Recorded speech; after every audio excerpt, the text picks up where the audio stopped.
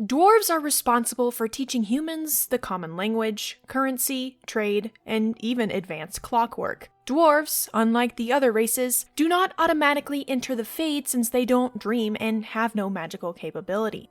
However, even die-hard fans may be unaware of the certain secrets between the dwarves within this series. And the fact that you're viewing this video implies that you've already loved the Dragon Age series, so be sure to subscribe and join this Dragon Age community. But regardless, here are the 5 things BioWare never told you about dwarves. Dwarves own slaves. Let us just begin by looking at the current situation of the Dwarven civilization. According to what we know about the Dwarven society, they have a Dwarven social hierarchy regulated by a complex, interconnected, and rigorous caste system. Then the Dwarven system of administration is a monarchy. However, hereditary is a weak role into selecting who sits on the throne when a new king is needed. While a king may offer his successor to the throne, the future ruler is ultimately decided by a vote from the Deshers in the assembly as shown in Dragon Age Origins. And from what we understand, the dwarves are very similar to being a part of a remnant civilization just like Tevinter was. And, based on what we know about Tevinter, slavery is a prevalent and active element of their civilization as a whole. And, according to Corypheus in Dragon Age 2 Legacy DLC, slavery existed throughout the ancient Dwarven Empire. The existence of slavery in the Dwarven civilization today still remains a mystery. According to the World of Thedas Volume 1, the earliest Dwarven empire, Kal-Sharok, is an isolated remnant just like the other Taigs in Thedas due to the severity of the blights. However, because Kal-Sharok maintains a close trading relationship with Tevinter, it is possible that Kal-Sharok has slaves in its own Taig. There is also evidence that Tevinter dwarves hold Dwarven embassies in Minrathous. For instance, the Tevinter cities Neraminian and Canaris are wholly underground and so are technically within the stone for the dwarves. Those dwarves are usually well known for their trading, which might also imply that they engage in the slave trade too. Dwarves have a special diet. I say this with a smile on my face since their food is vastly different from what we see in traditional RPG games or even comparison to other races from Thedas. As a result, the bulk of dwarves spending their entire lives underground, their nutrition is unique from that of any other races in Thedas. Many Taigs responsible for food production were lost to the Darkspawn after the collapse of the Dwarven Empire, and as a result, the Orzammar dwarves' nutrition is dependent on food imports from the surface. They are, however, still highly involved in rearing animals and cultivating food within the Taigs. Dwarves make use of all edible items that can be scavenged, some of which are hazardous due to the proximity to lyrium and the Darkspawn taint, which is quite common.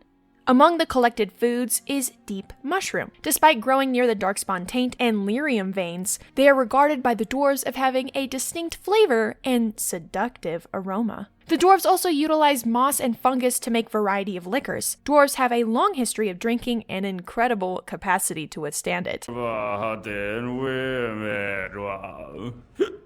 They import booze and make a lot of it themselves. According to the book Asunder, drinking the notorious Dwarven Ale is said to be made of fungus, and it has a reputation of being almost undrinkable for anyone who's not a dwarf.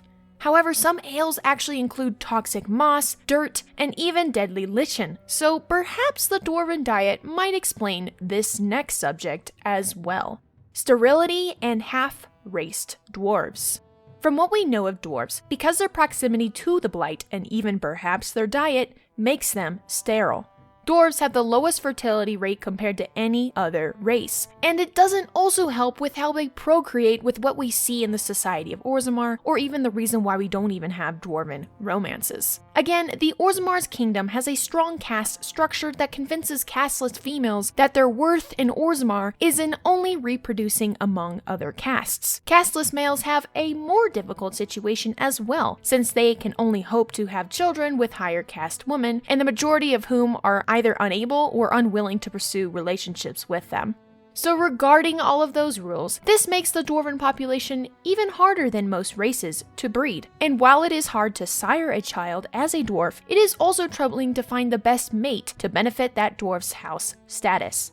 And because dwarves have a low reproductive rate, interspecies partnerships rarely result in children, however, they do exist.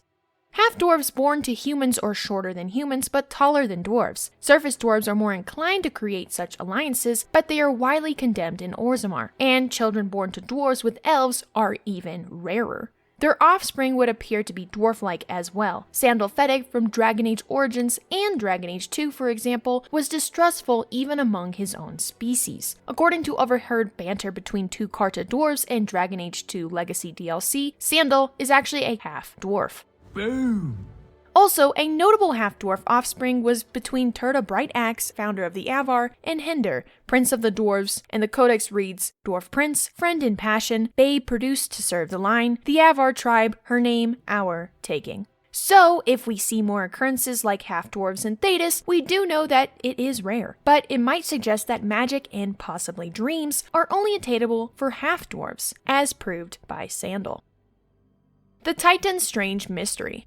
Titans are colossal creatures that surpass anything other than a mountain in size. In Elven times, they were known as pillars of the earth. Isana is their source of life. It's called blood, but it's also known as raw lyrium. They sing into the stone, sculpting it, causing earthquakes, and drastically altering the planet of Thedas. They are gigantic beings that have never been seen before in Thedas, especially when compared to dragons. They appear to only awoken twice throughout Thedas' documented history. They are either asleep within the deep roads or unable to function as they previously did, putting them in a vegetative condition. Lyrium is the sole source that allows them to still be deemed alive because lyrium is a living source, making that substance so naturally related between two realms, the Fade and in the waking world. But something hinders these titans, resulting in this coma-like state. From what we know in the Descent DLC, Titans can be stirred from major events in Thedas, such as the Breach from Inquisition and even major blights that occur near their area. Once they are stirred, they will sing into the stone to have dwarves connect to them. And once they are connected, dwarves seem to have the capacity to use magic and even have foreknowledge of the past. Fans theorize that the Titans were either respected gods and had a deep connection to the Dwarven race, resulting in a hive mind condition within the dwarves' minds. The Shalbatal is a lone example of how dwarves might be transformed into potentially mindless beasts to guard the Titan. And to add, the history of Red Lyrium is also unclear, which is even more suspicious given how the Wellspring in the Descent DLC held Darkspawn at bay. What we can conclude from this is that the Titans can become blighted, and when that happens, we may be witnessing something more than just an archdemon threat. The Elven Pantheon, the Avaneris, are the only ones known to have struck down a Titan, and I don't believe we'll be able to deal with that type of threat with the Veil in place. The Dwarven kingdoms do not get along. Before the Blights, according to Thedas' history, there were hundreds of Taigs, each with a thriving population. Despite the fact that each Taig had autonomy, the race remained mainly cohesive and maintained a proper capital. Initially it was Kalshrok, and later Orzammar. The most well-known and renowned paragon, Idrun Stonehammer, famously relocated the Dwarven capital from Kalshrok to Orzammar. But what really transpired to produce this major split? After more than a century, the Grey Warden slayed the archdemon responsible for the Blight and drove the surviving Darkspawn underground. The generations-long conflict was done for the Surfacers, but the Blight remained for the Dwarves. The Dwarves of Orzammar scaled the last of the deep roads going into their country, and in -15 Ancient, an effort was to save Orzammar, so High King Threestone declared a loss to the horde of the Kingdom of Kalshrok. However, it has just been revealed that Kalshrok somehow escaped the Darkspawn invasion in 912 Dragon. The few dwarves that live there, on the other hand, are reputed to be exceedingly reclusive and hesitant to re-establish communication with the rest of the world, as well as deeply resentful to Orzammar for abandoning them.